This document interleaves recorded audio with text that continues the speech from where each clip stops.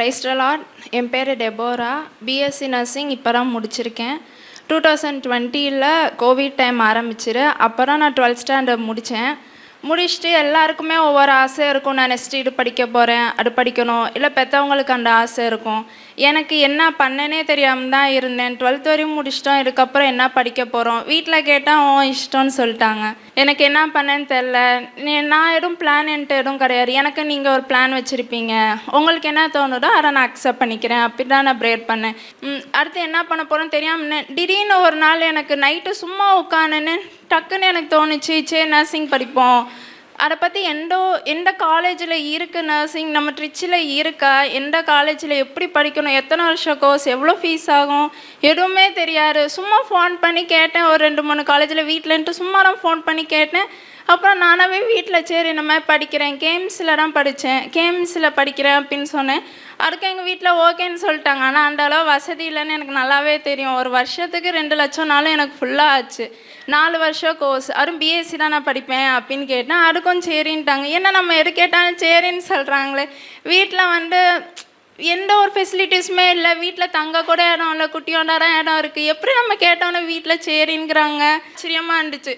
இப்போ வரையும் அந்த இடத்துல எனக்கு நடந்த எல்லாமே ஒரு மேஜிக்காக தான் இருந்துச்சு. எந்த இடத்துலையும் என்னை அசிங்கப்பட்டு நிற்க வைக்கல ஏசப்பா. தெரிஞ்ச ஆன்சருக்கு ஆன்சர் பண்ண முடியாமல் ஒரு தடவை ப்ராக்டிக்கலில் நின்னேன். அந்த மேம் என்னை அவ்வளோ திட்டினாங்க. ஒரு 6 months அதே மேம் கையால் நான் ஒரு அவார்டு வாங்கினேன். எனக்கு அது அவ்வளோ சந்தோஷமாக இருந்துச்சு. என்னது இவ்வளோ டிஃப்ரெண்ட்டாக இருக்கே. ட்ராவலிங்னா அவ்வளோ பிடிக்கும். ஆனால் எங்கேயுமே நான் வீட்டிலேருந்து வெளியே போனதே கிடையாது. வீட்டுக்குள்ளே மட்டும்தான் இருப்பேன். ஸ்கூலுக்கு போய் காலேஜ், வீடு, வேறு எங்கேயுமே நான் போனதில்லை. ஆனால் இங்கேருந்து காலேஜ் மூலயமா நான் டெல்லி வரையும் அந்த ஃப்ளைட்டில் என்னை கூட்டிகிட்டு போக ஹெல்ப் பண்ணார். அதெல்லாம் எப்படி நடந்துச்சுன்னே எனக்கு தெரியல. அதுக்கு அமௌண்ட் எப்படி கிடச்சணும்னு தெரியலை. நான் போயிட்டு வந்தேன். 1 week அங்கே ஃபுல்லாக இருந்தேன். அங்கேருந்து ராஜஸ்தான், டெல்லி, ஆக்ரா எல்லா இடமும் நான் சுற்றி பார்த்தேன். நான் சின்ன பிள்ளையாக இருக்கும்போது எங்கெல்லாம் போகணுன்னு ஆசைப்பட்டேனோ அந்த எல்லா இடத்துக்கும் எஸ்பா என்னை கூட்டிகிட்டு போய் அவ்வளோ சுகமாக ஏசி பஸ்ஸில் அவ்வளோ கம்ஃபர்டபுளாக என்னை எதுக்குமே ஏங்க வைக்காமல் என்னை வழி நடத்தினார். இப்போ முடிச்சுட்டு ஃபைனல் இயர் வரையும் இன்டர்ன்ஷிப் எல்லாம் முடிஞ்சு காலேஜ்லேருந்து இன்டர்வியூ பண்ணாங்க. அப்போ கூட எல்லாருக்கிட்டையும் ஒரு பிளான் இருந்துச்சு.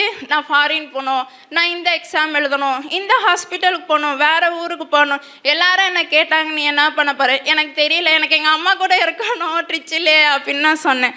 அதே நான் எஸ்பாக்கிட்டே கேட்டேன். எனக்கு ஹாஸ்டல் இருந்துட்டு என் ஃபேமிலிக்கும் நான் கொஞ்சம் டைம் ஸ்பெண்ட் பண்ணணுன்னு ஆசைப்பட்றேன். இருந்தாலும் உங்களுக்கு எது விருப்பமோ அதை பற்றி செய்யுங்க. எனக்கு எந்த எக்ஸாம் எழுதணும், கவர்மெண்ட் ஜாப் போகணும், அந்த மாதிரி எந்த இன்ட்ரெஸ்ட்டும் எனக்கு இப்போதைக்கு இல்லை. உங்களுக்கு என்ன தோணுதோ அதை செய்யுங்கன்னு தான் கேட்டேன்.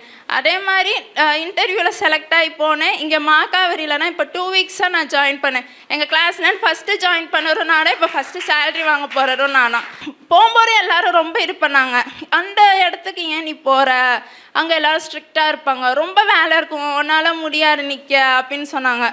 போகும்போது இதே பயத்தோடு தான் போன ஃபஸ்ட் டேவே அவ்வளோ ஆச்சரியப்பட்டேன். அங்கே இருக்க இன்சார்ஜஸ் சிஸ்டர்ஸ் எல்லாம் பொண்ணு மாதிரி என்னை பார்த்தாங்க. என்னை பக்கத்தில் தட்டி கொடுத்து எனக்கு சொல்லி கொடுத்தாங்க. அவ்வளோ நல்லா பேசுகிறாங்க, அவ்வளோ சாஃப்டாக பேசுகிறாங்க. மற்றவங்க ஃபோன் பண்ணி சொல்கிறாங்க, எனக்கு இந்த ஹாஸ்பிட்டல் பிடிக்கல, எனக்கு இந்த இடம் பிடிக்கல, ஸ்ட்ரிக்டாக இருக்காங்க, இன்சார்ஜ் சரியில்லை, சிஸ்டர் சரியில்லை அங்கே. ஆனால் ரொம்பவுமே ஆச்சரியமாக இருந்துச்சு. இன்சார்ஜஸ் இவ்வளோ நல்லா பேசுவாங்களா? ஒரு டாக்டர் நம்ம பக்கத்தில் வந்து நம்மளுக்கு சொல்லி கொடுப்பாங்களா? கூட இருக்க கோவர்க்கர்ஸ் ஒரு அக்கா தங்கச்சி மாதிரி நம்ம கூட பழகுவாங்களா? சேர்ந்த ஒரே நாளில் நான் இவ்வளோ ஃபீல் பண்ணேன். அந்த இடம் எனக்கு அவ்வளோ பிடிக்க ஆரம்பிச்சு. இவ்வளோ நாள் என்னை வழி நடத்தினவர் இதுக்கப்புறமே நான் அழகாக வழி நடத்துவேன். அவன் மேலே அவ்வளோ ஹோப் இருக்குது. என்னால் தான் எங்கள் அம்மா கிறிஸ்டினாவும் மாறினாங்க. என்னால் தான் எங்கள் அம்மா இன்றைக்கி இந்த சர்ச்லேயும் உட்காந்துருக்காங்க. என்னை குறித்து ஏதோ ஒரு பிளான் வச்சுருக்காரு. அவர் பிளானில் எனக்கு அவ்வளோ ட்ரஸ்ட் இருக்குது. அவர் வழி நடத்துவாங்க. எனக்காக ப்ரே பண்ண பாஸ்டர், இங்கே இருக்க ஒவ்வொருத்தவங்களுக்கு, அவங்க ஃபேமிலி மெம்பர்ஸ் எல்லாத்துக்கும் ரொம்ப thank you. So what is the anointing of the Holy Spirit? பரிசுத்த ஆவியானவர் என்ன? The word of God, the word and the spirit is what called the anointing. Anointing என்று சொன்னால் ரப்பிங் என்று சொல்வார். அதாவது தேய்ப்பது. என்ன செய்வானா, நாடு சொல்கிறார் இல்லையா, சங்கீதம் 23 என் தலையை எண்ணெய் நாள் அபிஷேகம் பண்ணி என் பாத்திரம் நிரம்பி வலிக்குது. அந்த ஆடை என்ன பண்ணுவார்களாம், அந்த மாதிரி அப்படியே அது தலையில் உட்காந்துட்டு இந்த ரத்தத்தெல்லாம் உறிஞ்சு எடுக்கும். அது வரக்கூடாதுன்றதுக்காக அந்த தலையில் என்ன பண்ணுவாங்க, அனாயிட்டிங் அந்த ஆயிலை ஊற்றி தேய்ப்பாங்க. Rubbing, what called rubbing, smear என்று சொல்லப்படுகிறது. நல்ல ஒரு நறுமணத்தை கர்த்தர் கொடுக்கறது. ஆவியானவர்னா அது ஒரு பர்பஸ், அது ஒரு வேலை செய்வதற்காக உங்களுக்கும் எனக்கும் கொடுக்கப்பட்டது தான் அபிஷேகம். அபிஷேகம் என்று சொன்னால் நான் சொல்கிறேன், திருப்பி நான் சொல்கிறேன், அபிஷேகம் என்று சொன்னால் ஒரு செர்மனி அல்ல, இது ஒரு கொண்டாட்டம் அல்ல. அபிஷேகம் என்று சொல்லுது கர்த்தருடைய ஆவியானவர் உங்களுக்குள்ளே வருவது மாத்திரமல்ல, உங்களுக்கு அத்தாரிட்டியும் உங்களுக்கு பவரையும் உங்களுக்கு இந்த பூமியில் ஜீவிப்பதற்குரிய அபிஷேகத்தை கர்த்தர் ஆண்டவர் கொடுப்பார். தாவீது 3 முறை அபிஷேகம் பண்ணப்பட்டார். தாவீது எத்தனை முறை அபிஷேகம் பண்ணப்பட்டார்? 3 முறை. முதல் முறை 1 சாமுவேல் 16ஆம் அதிகாரம் 13ஆம் வசனம். 1 சாமுவேல் 16, 13 எடுத்து வாசிக்கலாம். அப்பொழுது சாமுவேல் தைல கொம்பை எடுத்து அவனை அவன் சகோதரர் நடுவிலே அபிஷேகம் பண்ணினான். முதல் அபிஷேகம் சகோதரர் நடுவிலே அபிஷேகம் பண்ணினார். அந்நாள் முதற்கொண்டு கர்த்தருடைய ஆவியானவர் தாவீதின் மேல் வந்து இறங்கி இருந்தார். அன்னையிலிருந்து தான் கர்த்தருடைய ஆவியானவர் வர ஆரம்பிச்சார். இன்னைக்கு உங்க மேல கர்த்தருடைய ஆவியானவர் வரப்போகிறார். இந்த டெபரா சொன்னதை பார்த்தீங்களா? இது எல்லாமே ஆவியானவர் வழிநடத்தல் தான், யாரும் கைட் பண்ணல. இந்த மாதிரி ஒரு கைட்லைன்ஸ் கொடுக்கறது யாருன்னா ஆவியானவர் தான். ஆமென், ஹல்லேலூயா. சரி, நான் சொன்னேன் இந்த அபிஷேகம் எதற்கு என்று சொன்னால் இட் சிம்பலைஸ், இது ஒரு ராஜா அப்படின்னு. சில நேரத்தில் அபிஷேகம் தீர்க்கதரிசிகளுக்கு பண்ணுவாங்க. எதற்கு என்று சொன்னால் சிம்பலைஸ், நீ அடையாளமாக, உங்களை அடையாளமாக ஆண்டவர் வைத்திருக்கார். இது நான் சொல்கிறது பழைய ஏற்பாட்டில். 2வது முறை தாவீது அபிஷேகம் பண்ணப்பட்டார். இஸ்ரவேலின் மூப்பர் எல்லாரும் எப்ரோனிலே ராஜாவினிடத்தில் வந்தார்கள். தாவீது ராஜா எப்ரோனிலே கர்த்தருக்கு முன்பாக அவர்களோட உடன்படிக்கை பண்ணின பின்பு அவர்கள் தாவீதை இஸ்ரவேலின் மேல் ராஜாவாக அபிஷேகம் பண்ணினார்கள். 2ஆம் முறை 2 சாமுவேல் 2ஆம் அதிகாரம் 4ஆம் வசனம். அப்பொழுது யூதாவின் மனுஷர் வந்து அங்கே தாவீதை யூதா வம்சத்தின் மேல் ராஜாவாக அபிஷேகம். எப்ரோன்ல 7.5 வருஷம் ஆட்சி செய்வான். ஜெருசலேமில் 33 வருஷம் ஆட்சி செய்வான். ஆக 3 வகையான அபிஷேகம். ஏன் அபிஷேகம் வேணும்னா மார்க் 6ஆம் அதிகாரம் 13ஆம் வசனம் எடுத்து வாசிங்க. மார்க் 6ஆம் அதிகாரம் 13ஆம் வசனம். அநேகம் பிசாசுகளை துரத்தி அநேகம் நோயாளிகளை எண்ணெய் பூசி சொஸ்தமாக்கினார்கள். என்ன பண்ணாங்களா? எண்ணெய் பூசி. அப்ப எண்ணெய்ன்றது இருக்கு பாருங்க, இதுலயும் வருது, நியூ டெஸ்ட்மெண்ட்லயே வந்துருச்சு. அதே மாதிரி யாக்கோபுலையும் வரும். 5ஆம் அதிகாரம் 14, 15 படிச்சிங்கன்னா எடுக்க வேணாம். அதில் பார்த்தீங்கன்னா அவர் சொல்வார், எண்ணெய் பூசி நாங்கள் ஜெபம் பண்ணுவோம். எண்ணெய் பூசி மூப்பர்கள் வரவழைத்து அவர்களை கர்த்தருடைய நாமத்தினாலே அவர்களுக்கு எண்ணெய் பூசி அவனுக்காக ஜெபம் பண்ண கடவர்கள் அப்படின்னு ஆவியானவர் சொல்றார். ஆகவே இந்த oil represent the holy spirit. நான் சொல்கிறேன், ஆயில் எதை குறிக்கிறதுன்னு சொன்னால் பரிசுத்த ஆவியானவர் குறிக்கிறது. எனக்கு கர்மியால் அது மாத்திரமல்ல, அது ஒரு விசுவாசத்தை குறிக்கிறதா இருக்கிறது. இனி உங்கள் வாழ்க்கையில் உங்கள் குடும்பத்தில் சிக்னஸ் வராது. உங்களுடைய வீட்டிலே ஐஸ்வர்யம் தங்கும். உங்கள் குடும்பத்தில் தேவனுடைய பிரசன்ன அபிஷேகம் மாத்திரம் உங்கள்கிட்ட இருந்துச்சுன்னா பிசாசு டச் பண்ணவே முடியாது.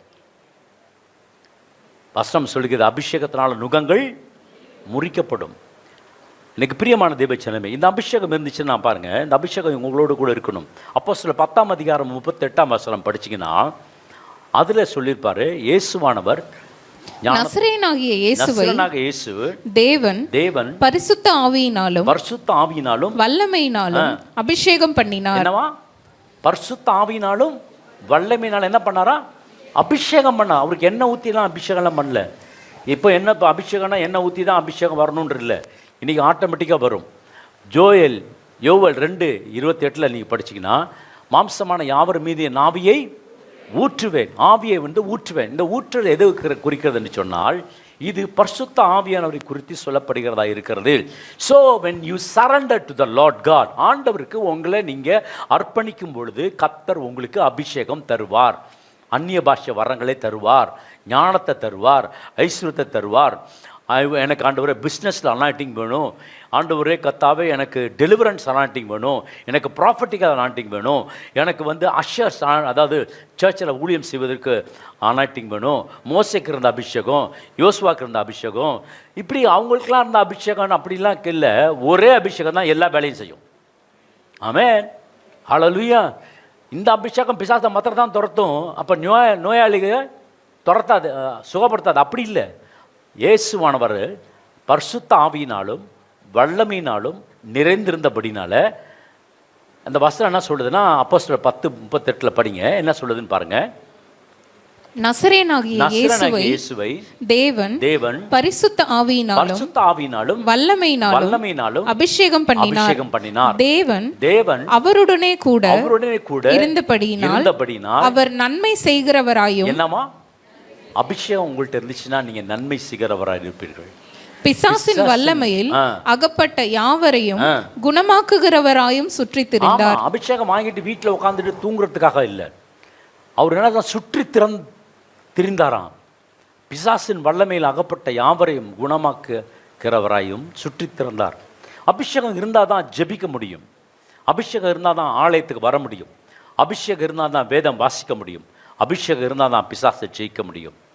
பிரியமான தேவச்சனமே, உங்கள் வாழ்க்கை பரிசுத்தமாக மாறணுமா? if you want to live a holy spirit, holy life, பரிசுத்தமான வாழ்க்கை, sanctified life, பரிசுத்தமுள்ள வாழ்க்கை வேணும்னா உங்களுக்குள்ளே எனக்குள்ளே என்ன வேணும்னு சொன்னால் அபிஷேகம் வேணும். அந்த அபிஷேகம் நுகங்களை முறிக்கும். அது என்ன செய்யும் என்று சொன்னால் அதுக்கு அத்தாரிட்டி இருக்கிறது. இதுக்கெல்லாம் ஒரு ஃபார்மலாக ஒரு செமினார் போய் அட்டன் பண்ணிட்டு வந்துட்டா அபிஷேகம் வந்துருமா? No no no no no no. ஒரு 10 நாள் செமினார் அங்கே போய் அட்டன் பண்ணிட்டா அபிஷேகம் வந்துருமா? நான்லாம் போய் பார்த்துட்டேன், எல்லா செமினாரும் அட்டன் பண்ணிட்டேன். திருப்பத்தூரில் சாம்ஜபத்துரா அவர்களோட மீட்டிங் இருந்தப்பையும் ஃபாதர் பிரெக்மான்ஸ்லையும் திருப்பத்தூரில் போய் உட்காந்து அட்டன் பண்ணி 10 நாள் 20 நாள் வந்துட்டு அந்த நேரம் வரைக்கும் இருக்கும். அதுக்கப்புறம் வந்த பிறகு அது திருப்பி எல்லாம் மறைஞ்சு போயிடும். ஆனால் ஒன்று என்னென்னா, நீங்கள் தனியாக அவங்க வீட்டில் உட்காந்து ஜெபிக்க துதிக்க ஆராதிக்க கர்த்தருடைய ஆவியானவர் உங்கள் மேல் நிரந்தரமாக தங்குவார். ஆமென். எந்த பில்டப்பும் வேண்டாம், ஆண்டவர் சமூகத்தில் வந்துட்டுனா போதும், கர்த்தர் அவர் கொடுக்க ஆரம்பிச்சிடுவார். அங்கே போய் நான் கேட்டுக்கிறேன், சொல்லுவாங்க அக்னி ரதம் அப்படின்பாங்க. என் மீட்டிங்லாம் நடக்குது பாருங்கள், அக்னி ரதம் அப்படின்னா அக்னி ரதம் இங்கே பார்க்க தான் போகிறாத அக்னி ரதம் இல்லை, நீங்கள் உங்களுக்குள்ளே ஆண்டவர் இருக்கிறார். நம்புறவங்க ராமன் சொல்லுங்கள், உங்களை ஆண்டவர் அபிஷேகப்பார். நம்புறவங்க ராமன் சொல்லுங்கள். நான் அந்த செமினார் போனால் தான் அந்த ஆசீர்வாதம் வரும்.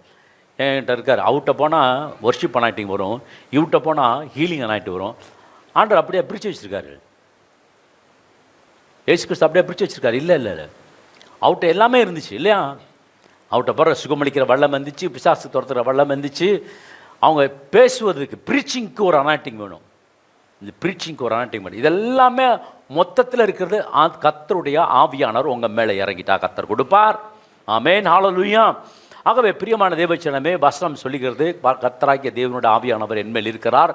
ஆகவே தரித்திரத்துக்கு சுவிசேஷம் சொல்லும்படி கர்த்தரனை அபிஷேகம் பண்ணினார் என்று சொல்லி ஏசாயா 61:1 சொல்லப்பட்டிருக்கும். அதுக்கப்புறம் லூக்கா 4:17-19 சொல்லப்பட்டிருக்கும். So you and I need, என்ன வேணும் என்று சொன்னால் அபிஷேகம். சொல்லுங்கள், ஐ நீட், எனக்கு அபிஷேகம் தேவை. சொல்லுங்கள், எனக்கு அபிஷேகம் தேவை. சொல்லுங்களேன், எனக்கு அபிஷேகம் தேவை. ஆமாம். ஆகவே பிரியமான தேவச்சனமே, அனாயிட்டிங் பிரிங்ஸ் ஹீலிங். அனாயிட்டிங் என்ன பண்ணுன்னா ஹீலிங் கொடுக்கும். Anointing brings deliverance.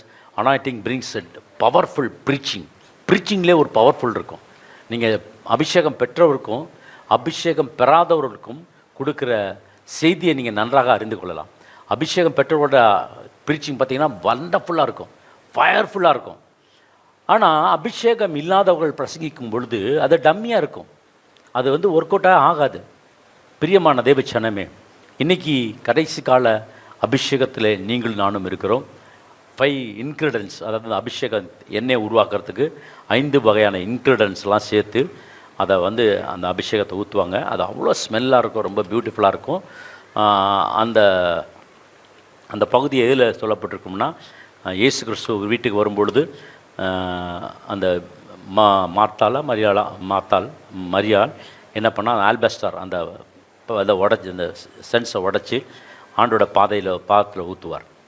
அப்படி ஊற்றும் பொழுது அந்த வீடு முழுதும் என்ன பண்ணுச்சுன்னா நறுமணத்தினால நிரம்பி இருந்துச்சான். அபிஷேகம் நீங்கள் போகும்பொழுது உங்களை சுற்றிலும் தேவனுடைய பாதுகாப்பு இருக்கும். நம்புறவங்க ஒரு ஆமென் சொல்லுங்கள். அபிஷேகம் பெறாதவரை பிசாசுக்கு இலக்காயிருவோம். ஆனால் அபிஷேகம் பெற்றவர்களுக்கு உங்கள் சுற்றிலும் பார்த்தீங்கன்னா ஆண்டோட பிரசன்னம், தேவ பிரசன்னம் இருக்கும். உங்களோடு கூட தேவ தூதர்கள் இருப்பார்கள். ஹல்லேலூயா. சங்கீதம் 92:10 சொல்லுது, என் கொம்பை காண்டாமிருகத்தின் கொம்பை போல உயர்த்துவி. ஆண்டவர் உங்களை உயர்த்த போகிறார். நம்புறவங்க ஆமென் சொல்லுங்களேன். ஆனால் என்ன கண்டிஷன்னா புது எண்ணெயினால புது எண்ணெயால் அபிஷேகம் பண்ணப்படுகிறேன். ஆகவே பிரியமான தேவச்சனமே, புதிய எண்ணெயின் அபிஷேகத்தின் வல்லமை உங்களுக்கு வேண்டும். அது எப்படி வேணும்? கடையில் போய் வாங்க முடியுமா? முடியாது. உங்கள் வீட்டில் உட்காந்து நீங்கள் ஜெபம் பண்ணுங்க, கர்த்தர் உங்களுக்கு அபிஷேகத்தை கொடுப்பார். ஆமென். 2 ராஜாக்கள் 2ஆம் அதிகாரம் 1ஆம் வசனம். கர்த்தர் எலியாவை சுழல் காற்றிலே பரலோகத்திற்கு எடுத்துக்கொள்ள போகிற போது எலியா எலிசாவோட கூட கில்காலில் இருந்து புறப்பட்டு போனான். அங்கிருந்து ஆண்டவர் சொல்லிட்டாரு, எலியா நான் என்ன பண்ண போறேன், உன்னை கூட்டிட்டு போறேன், பரலோகத்துக்கு போறேன். அப்ப யார் கூட இருந்தாங்கன்னா எலிசா இருக்கான்.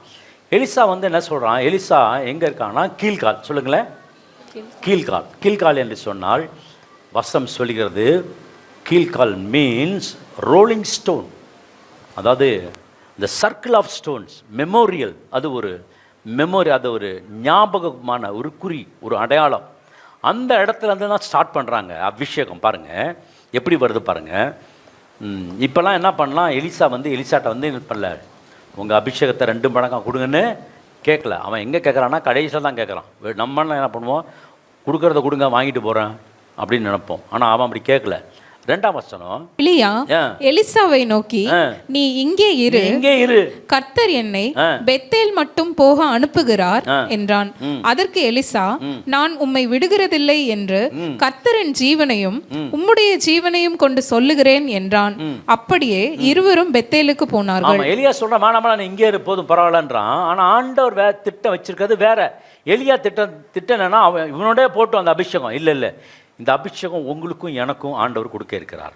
எங்கே போகிறாங்களாம், பெத்தேல் வரைக்கும் போகிறாங்களாம். பெத்தேல் என்னன்னா ஹவுஸ் ஆஃப் காட், தேவனுடைய வீடு. அது மாத்திரமா இல்லை, இந்த விஷன் ஆஃப் லேடர். அந்த இடத்துல தான் விஷன் தரிசனத்தை பார்க்குறாங்க, ஒரு ஏணி இருக்கிறத பார்க்குறாங்க. உங்கள் வாழ்க்கையிலும் ஏணி கர்த்தர் வைத்திருக்கிறார். நீ மேலே போகும்படி கர்த்தர் ஆண்டவர் உங்களை உயர உயர ஒரு நாளும் கர்த்தர் உயர்த்த அவர் சித்தமுள்ள தேவனாக இருக்கிறார். ஹல்லேலூயா. ஆனால் அவன் என்ன சொல்கிறான், நான் உன்னை விட்டு என்ன செய்ய மாட்டேன், போக மாட்டேன். இவன் சொல்கிறான் போன்னு, அவன் சொல்ல மாட்டான். கர்த்தருடைய ஜீவனை கொண்டு சொல்கிறேன், என்னுடைய ஜீவனை கொண்டு சொல்கிறேன், நான் போக மாட்டேன்யா. இவ்வளோ நாள் உங்ககிட்ட வேலை செஞ்சு போடுறது சும்மாவா போகிறது இல்லை.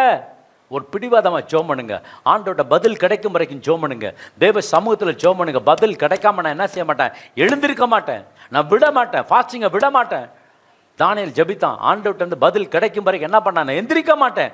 அப்படி ஜெபம் பண்ணனால தான் 21 நாள் ஆச்சு. அது 21 நாள் ஃபாஸ்டிங் இல்லை, 21 நாள் ஃபிக்ஸ் பண்ணலை. அவன் ஜெபம் பண்ணிகிட்டே இருக்கான். அது 21 நாள் ஆயிடுச்சு. 21 நாளில் பதில் கிடைச்சதுனால அது 21 நாள் ஃபாஸ்டிங் நம்ம ஆளுங்கெல்லாம் செஞ்சுட்டு இருக்கான். ஆனால் அது இல்லை, அவன் ஜெபிக்க ஆரம்பித்த பொழுது பதில் கிடைத்தது. என்ன செய்கிறான் என்று பார்த்தா, அருமையான தேவச்சனமே, உம்முடைய ஜீவனை கொண்டு சொல்கிறேன். அடுத்த வசனம் எடுத்து வாசிக்கலாம். அப்பொழுது பெத்தேலில் இருந்த தீர்க்கதரிசிகளின் புத்திரர் எலிசாவினிடத்தில் வந்து, இன்றைக்கு கர்த்தர் உனக்கு தலைமையாய் இருக்கிற உன் எஜமானை உன்னை விட்டு எடுத்துக்கொள்வார் என்பது உனக்கு தெரியுமா என்றார்கள். அதற்கு அவன், எனக்கு தெரியும், சும்மா இருங்கள் என்றான். சொல்லுங்க, சும்மா சொல்லுங்க.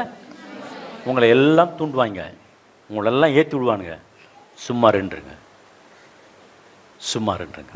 அப்பொழுது பெத்தேலில் இருந்து தீர்க்கதரிசிகள்லாம் என்ன பண்ணாங்களாம், அவள் தான் எடுத்துக்கொள்ள போகிறாது, அவள் தான் முடிஞ்சிச்சு உன் ஊழியம், அதோட அவுட்டு, நீ பேசாம வா எங்கூட சேர்ந்துரு அப்படின்றான். அவன் சொல்கிறான், எனக்கு தெரியும், நீங்கள் சும்மா இருங்க. யாராவது சொன்னால் எனக்கு தெரியும், நீங்கள் என்ன பண்ணுங்க சொல்லுங்கள், சும்மா இருங்க.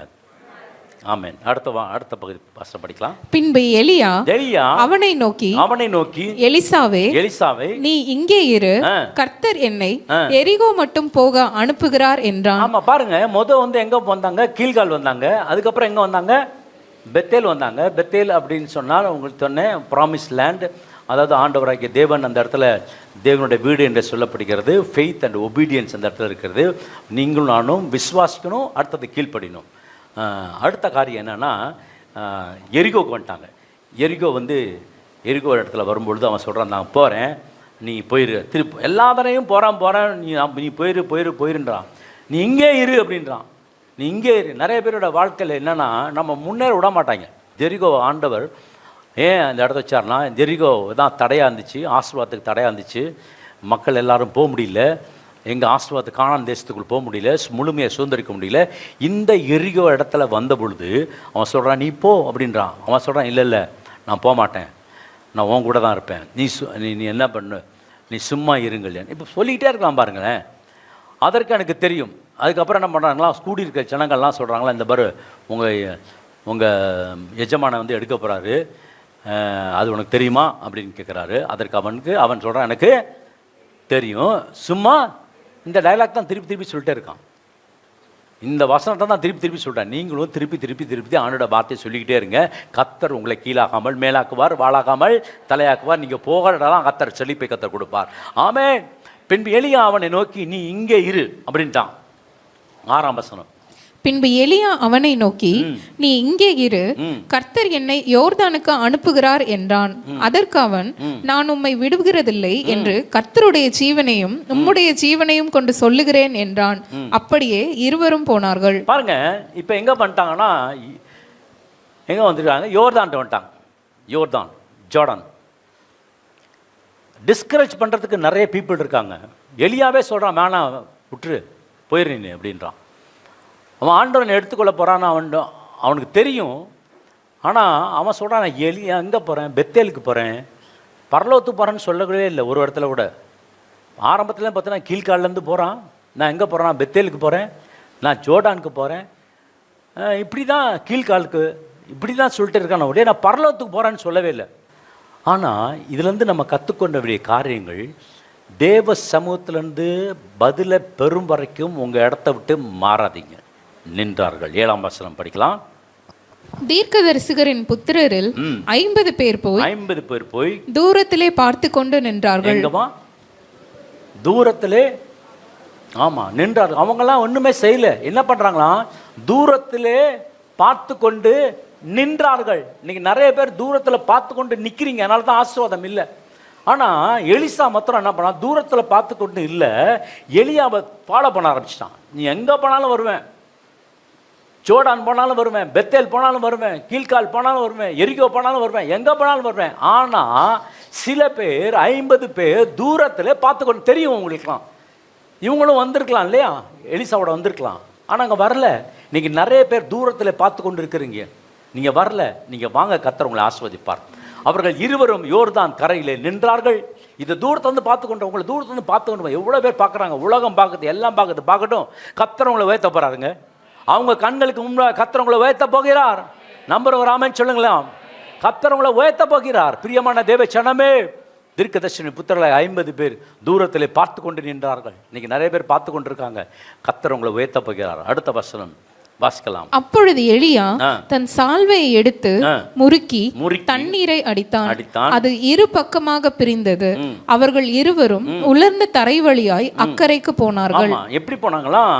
சால்வையை எடுத்து தண்ணீர் என்ன பண்ணாங்களாம், முறுக்கி. சில வேண்டியதில் முறுக்க வேண்டிய காலத்தில் முறுக்கணும். காதலில் முறுக்குவாங்க பார்த்தீங்களா டீச்சருங்களாம், படிக்கலைன்னா. முறுக்கி என்னத்தை அடித்தானா? ஆமாம், எது இருந்ததுனால அடித்தான். எதில் அடித்தான்? சால்வை வேணும். உங்களுக்கு எனக்கும் சால்வை வேணும். நீதியின் சால்வை வேணும். சால்வை இல்லைன்னா அடிக்க முடியாது. சால்வை வேணும், நீதியின் சால்வை வேணும். ஆண்டோட வார்த்தை உங்கள் குடும்பத்தில் வேணும். பிரிக்க வேண்டிய காரியங்களை பிரித்து விடுங்க. கர்த்தர் உங்களை ஆசீர்வதிக்கிற தேவனாக இருக்கிறார். உலர்ந்த பாதையில் நடக்கும்படி கர்த்தர் செய்வார். யோர்தானை கடந்து போகும்படி கர்த்தர் செய்வார். உங்கள் தேவைகள் எல்லாம் சந்திக்கும்படி கர்த்தர் செய்வார். பிரியமான தேவச்சனமே, என்ன பண்ணார்? அக்கறைக்கு போனார்கள். 9ஆம் வசனத்தில் கேட்குறான். 9ஆம் வசனம் என்ன கேட்குறான்? நான் உனக்கு இவ்வளோ நேரம் எல்லாம் கேட்கல, யோர்தானும் கடந்து வந்துட்டான். இவன் திருப்பி எப்படி போவான்? கொஞ்சம் யோசித்து பார்த்தானா? எலியா வந்து சால்வை அடித்து பறந்துட்டாரு, யோர்தானை கடந்து போயிட்டாரு. இவன் திருப்பி எப்படி போவான்? கொஞ்சம் யோசித்து பார்த்தானா? அவன் நீந்தி அடிச்சா போகணும், நீந்தியா போகணும். அப்போ கேட்குறான், உனக்கு நான் என்னடா செய்யணும், உனக்கு என்ன செய்யணும் சொல்லு. இதை வீட்டிலே கேட்டிருக்கலாம்ல. சில வேளையில் சில காரியங்கள் உங்கள் வாழ்க்கையில் உடனே நடக்காது. அப்படியே திக்கற்றவர்களாக அப்படியே அலைவோம். ஐயோ ஆண்டவரே காப்பாற்றுங்க காப்பாற்றுங்க காப்பாற்றுங்க. நடக்கவே நடக்காது. முதல் மாதம் அவருக்கு நடக்காது, 2ஆம் மாதம் நடக்காது, 2ஆம் வாரம் நடக்காது, 3ஆம் வாரம் நடக்காது. கடைசியில் ஒரு நாள் ஆண்டவர் உங்களை ஆஸ்வதிக்க ஆரம்பிச்சிருவார். அந்த நேரம் ஆண்டவர் வெயிட் பண்ணுங்க வரத்தான் உங்களோட நேரம். எலிசா என்ன பண்ணான்? வெயிட் பண்ணிட்டே இருந்தான். எங்கே போனாலும் கூட போக ஆரம்பிச்சிட்டான். பெத்தேலுக்கு போனாலும் பெத்தேலுக்கு வந்துட்டான். யோர்தானுக்கு போனாலும் யோர்தானுக்கு வந்துட்டான். அவர் தான் யோர்தானை கடந்தாருன்னா இவனும் யோர்தானை கடக்க ஆரம்பிச்சிட்டான். நிறைய யோர்தானை நீங்கள் கடக்க போகிறீங்க. உங்களுக்காக யோர்தான் பிளக்க போகிறது. நம்புறவங்க ராமன் சொல்லுங்களேன். ஹல்லேலூயா. ஆகவே பிரியமான தேவச்சனமே, கர்த்தர் உங்களையும் என்னை ஆசீர்வதிக்கிற தேவனாக இருக்கிறார். அக்கறைக்கு போனார்கள். நவ் இப்பதான் கேட்கிறார், நான் உனக்கு என்ன செய், நான் உனக்கு என்ன செய்ய வேண்டும் கேள் என்றான்.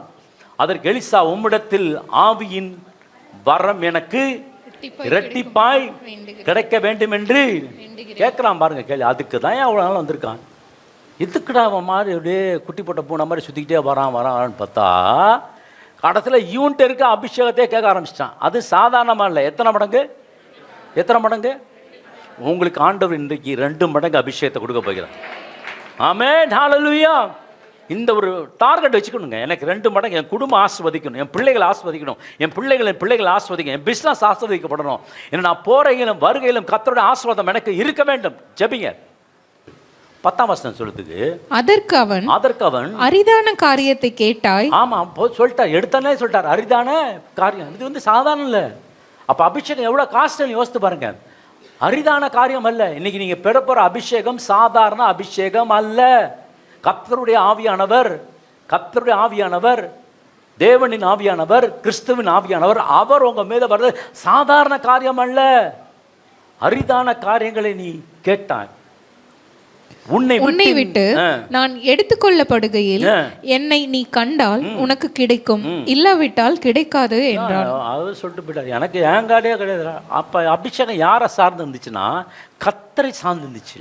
இவர் கொடுக்க முடியாது, நான் கொடுக்க முடியாது, எந்த மனுஷரும் கொடுக்க முடியாது, எந்த நபரும் கொடுக்க முடியாது. கர்த்தர் ஒருவர் தான் கொடுக்க முடியும்.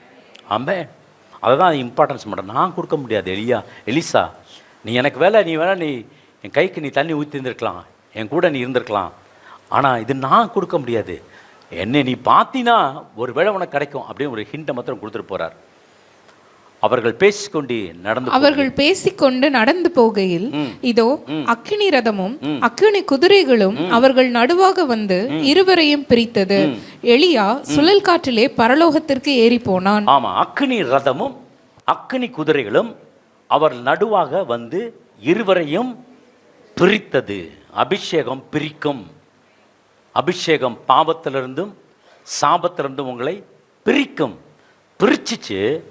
பிரிச்சோடனே எலியா சுழல் காற்றில் பரலோகத்துக்கு ஏறி போனானா. ஏறி பரலோகத்துக்கு போகிறான். எலிசா அதெல்லாம் இது வரைக்கும் முன்னாடி பார்த்ததே கிடையாது. இப்படிலாம் நடந்ததான் பார்த்ததே கிடையாது. ஆனால் வசனம் சொல்லுது, எலிசா கண்டு அப்படின்னு போட்டிருக்கோம். என்ன போட்டிருக்கு? எலிசா கண்டு. நீங்களும் பார்க்க போறீங்க. ஆமென். என்ன கண்டு, என்ன பண்ண பார்த்துட்டு அப்படியே இல்லை. அதை எலிசா கண்டு, என் தகப்பனே இஸ்ரவேலுக்கு ரதமும் குதிரை வீரருமாய் இருந்தவரே என்று புலம்பினான். அவனை அப்புறம் காணாமல் தன் வஸ்திரத்தை பிடித்து 2 துண்டாக கிழித்தான். அவ்வளவு தூரம் வந்தான், பின்னாடி எல்லாம் வந்தான். கில்கால்ல இருந்து வந்தான், பெத்தேலுக்கு போனான், எரியோக்கு போனான், யோர்தானை கடந்தான். ஆனால் என்ன ஒன்றுமே கிடைக்கலங்க, ஆஸ்வதிக்கவே இல்லைங்க. போயிட்டாருங்க அவர் பாட்டுக்கு. என்ன இது அவருடைய வேலை இல்லை. உங்களை என்னை ஆசீர்வதிப்பது, உங்களை என்னை உயர்த்துவது நம் ஆண்டவராகிய இயேசு கிறிஸ்துவ தான் உயர்த்த முடியும். ஆமென். ஆனால் நீங்கள் என்ன பண்ணணும்னா, எலிசா எப்படி விடாமல் பின் தொடர்ந்தாரோ, மற்றவங்கெல்லாம் வேடிக்கை பார்த்து கொண்டு நின்னாங்க. ஆனால் இவன் வேடிக்கை பார்த்து கொண்டு நிற்கலை, பின் தொடர ஆரம்பித்தான். பின் தொடர்ந்தபடினால சட்டையெல்லாம் கிழிச்சிட்டு அழுகுறான். அந்த டைமில் 13ஆம் வசனம் படிங்க. பின்பு அவன் எலியாவின் மேலிருந்து கீழே விழுந்த சால்வையை எடுத்து திரும்பி போய் யோர்தானின் கரையிலே நின்று. போதும். அவன் எலியாவின் மேல் விழுந்த சால்வையை எடுத்து திரும்பி போய் யோர்தான் கரையிலே நின்றான். இப்போ எங்கே என்ன பண்ணி ஆகணும்? யோர்தானை கடந்து வந்தால் தான் மற்ற இடத்துக்குலாம் போக முடியும். ஆனால் என்ன கீழே விழுந்துருச்சு? உங்களுக்காக எனக்காக சால்வை விழுந்திருக்கு. மேல் வீட்டு அறையிலே சால்வை விழுந்தது. 120 பேர் கூடியிருந்த இடத்துல தேவனுடைய சால்வை விழுந்தது. அந்த சால்வை விழும்பொழுது அவன் யாரை? எலியா போடுற குதிரையை பார்க்குறான், அக்கினியை பார்க்குறான், ரதத்தை பார்க்குறான். பார்த்த பிறகு பிரமிச்சடைக்கிறான். இப்படிப்பட்ட வல்லமையா, இப்படிப்பட்ட அபிஷேகமா? இந்த அபிஷேகத்தை தான் கர்த்தர் உங்களுக்கு கொடுக்க போகிறார். ஆமென். ஹல்லேலூயா. எலியா சுழல் காற்றில் ஏறி போனான். இதை பார்க்குறான். அவனை பார்க்கும்பொழுது குதிரையை பார்க்குறான், ரதத்தை பார்க்குறான், அக்கினி ரதத்தை பார்க்குறான். இதெல்லாம் பார்த்தோன்னே அப்படியே பிரமிப்பு அடைஞ்சிடறான். ஆனால் என்ன நடந்துச்சுன்னா, அவர் எதுவுமே சொல்லலையே. ஒரு வார்த்தை சொல்லிட்டு சொல்லியிருந்தா நல்லாயிருக்கும். சில பேர் பார்த்தீங்களா மறிச்ச பிறகு சொல்லுவேன், எப்பா ஒரு வார்த்தை சொல்லியிருந்து போயிருக்கலாம்ப்பா, நீ சொல்லிட்டு போயிருக்கா கண்ணு, இப்படி போயிட்டியாப்பா, ஒரு வார்த்தை சொல்லிடலாமா, நான் அதை செஞ்சு கொடுத்துருப்பேனே, இதை பைப்பிய நீ சொல்லலையே, நீ சொல்லிட்டு போயேன், எந்திரிச்சு சொல்ல. அவர் தான் செத்து போயிட்டார். இப்போ பூமியில் இருந்தப்போ வச்சுருந்தீங்கன்னா நல்லா இருந்திருக்கும். இந்த சால்வை எடுத்து என்ன பண்ணான் தெரியுமா, எரிகோவில் புரண்டு வருகிறான். என்ன பண்ணான், ஓங்கி அடித்தான். வசனம் 14 எடுத்து வாசிக்கலாம். எலியாவின் மேலிருந்து கீழே விழுந்த சால்வையை பிடித்து எலியாவின் தேவனாகிய கர்த்தர் எங்கே என்று சொல்லி தண்ணீரை அடித்தான். தண்ணீரை அடித்தவுடன் அது இரு பக்கமாக பிரிந்ததினால் எலிசா இக்கரைப்பட்டான். இப்ப இங்கிட்டு வரணும். அதுக்கு என்ன காரணம்னா, வெறும் சால்வை வச்சுட்டு அப்படியே ஜோமன்ட்டே உட்காந்துட்டு இருக்க கூடாது. அடிக்க வேண்டிய காலத்துல அடிக்கணும், விரட்ட வேண்டிய பிசாசை விரட்டணும், சுகமாக்க வேண்டிய வியாதியை சுகமாக்கணும். அப்படியே ஆண்டவர் கொடுத்தார், கத்தர் எடுத்தார். எனக்கு நல்லா இருந்துச்சு ஆண்டவர். போன வருஷம்லாம் ரொம்ப நல்லா இருந்துச்சு, இந்த வருஷம் தான் சரியில்லை. பரவாயில்ல போட்டு ஆண்டவர், நான் தாங்கிக்குவேன், நீ எவ்வளோ கொடுத்தாலும் பரவாயில்ல. அப்படி இல்லை, மாற்றி அமைங்க, கத்தர் ஆஸ்வதிப்பார். ஆமேன். நீங்கள் சும்மா இருங்க, எனக்கு தெரியும் என் ஆண்டவர் என்னை உயர்த்துவார். ஆமேன். சொல்லுங்க, எனக்கு தெரியும் என் ஆண்டவர் என்னை உயர்த்துவார். ஆமேன். ஹல்லேலூயா. எரிகோவில் பார்த்து கொண்டிருக்கவன் இன்னும் பார்த்துட்டு தான் இருக்கான். எரிகோவில் பார்த்து கொண்டு நின்ற தீர்க்கதரிசிகளின் புத்திரர் அவனை கண்டவுடனே எலியாவின் ஆவி எலிசாவின் மேல் இறங்கி இருக்கிறது என்று சொல்லி அவனுக்கு எதிர்கொண்டு போய் தரை மட்டும் குனிந்து அவனை வணங்கி இதோ உமது அடியாரோடே 50 பலவான்கள் இருக்கிறார்கள். பாருங்க, இப்ப என்ன பண்ணிட்டானா, தண்ணீரை அடிக்கணும். இப்ப அக்கறைப்பட்டு போனோமே, அப்போ என்ன செய்யணும்னா, அந்த சால்வையை பிடிச்சிக்கிட்டு உட்காந்து அழுகுறதுக்கு இல்லை, அவன் என்ன பண்ண, செயல்படாத ஆரம்பிச்சிட்டான். அவர் என்ன செஞ்சாரோ அதை செய்ய ஆரம்பிச்சிட்டான். செஞ்ச பொழுது என்னன்னா, யோர்தான் 2ஆக பிரிஞ்சிச்சு. அப்போ அவர் செஞ்சதை பார்த்ததுனால அந்த சால்வையை வச்சுட்டு பூஜைப்படுத்தாதபடி, பத்திரமா வச்சுட்டு அப்படியே இருக்காதபடி அதை எடுத்து என்ன பண்ணா, அடிக்க ஆரம்பித்தான். 2ஆக பிளந்தது, அக்கறைப்பட்டான். இதை பார்த்துட்டு இருக்காங்க பார்த்தீங்களா ஒரு கூட்டம். உங்களெல்லாம் பார்த்துட்டு இருக்கோம், எப்படி அவன் முன்னுக்கு வந்துடலான்னு பார்த்துடலான்னு நல்லா தான் வருவீங்க நீங்கள். ஆமென். ஹல்லேலூயா. நீங்கள் ரொம்ப நல்லா தான் வருவீங்க. நான் நம்புறவங்க ஆமென் சொல்லுங்க. நீங்கள் நல்லா தான் வருவீங்க. ஹல்லேலூயா. நீங்கள் நல்லா தான் இருப்பீங்க. நல்லா தான் கர்த்தர் உங்களை ஆசீர்வதிப்பார். சந்தோஷமா இருக்கீங்களா? இதுக்கு தான் அபிஷேகம் தேவை. உங்களுக்கு எதிராக பிசாசு போராடம் பார்த்தீங்களா, உங்களுக்கு அபிஷேகம் தேவை, நுகங்களை முறிக்க. ஹல்லேலூயா. தலைகளை தாழ்த்தி நம் கர்த்தருக்கு நன்றி செலுத்துவோம். கர்த்தாவே, நன்றியோடுமை துதிக்கிறோம், சோத்திரிக்கிற கர்த்தாவே, இந்த மார்ச் மாதம் முழுவதும் எங்களை கிருபையாக நீங்கள் காத்து கொண்ட தயவிற்காக நன்றி. ஒவ்வொரு நாள் ஆண்டவரே, ஒவ்வொரு வார்த்தைகளை கொண்டு நீர் எங்களை கட்டி எழுப்பி இந்த மாதம் முழுவதும் ஆண்டவரை வழி நடத்துறீங்களே. கர்த்தர் எங்களுக்காக யாவையும் செய்து முடிப்பார் என்ற வார்த்தைப்படி இந்த 3வது மாதத்தை தேவன் நீங்கள் கிருபையாக நன்மையாக நீங்கள் முடித்து கொடுத்ததுக்காக நன்றி. இந்த நாள் ஆலய ஆராதனையில் ஒவ்வொரு பகுதியும் கர்த்தர் நீங்கள் ஆசீர்வதிச்சு கொடுத்தீங்களே, நன்றி செலுத்துகிற சுவாமி. அநேகருக்கு ஆண்டவரே, இந்த நாள் பயனுள்ள நாளாக, இந்த கடைசி வாரத்தில் ஒரு அபிஷேகத்தினாக நிரப்பியதற்காக உமக்கு நன்றி சுவாமி.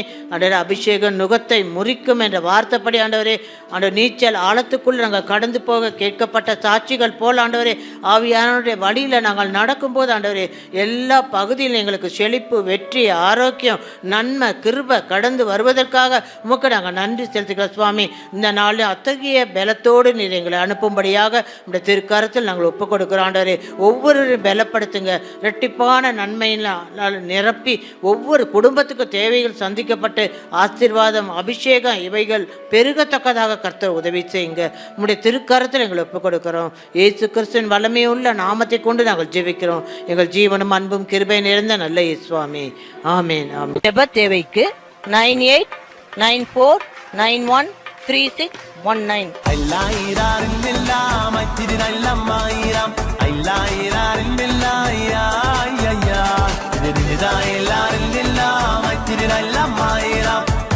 எல்லாரும்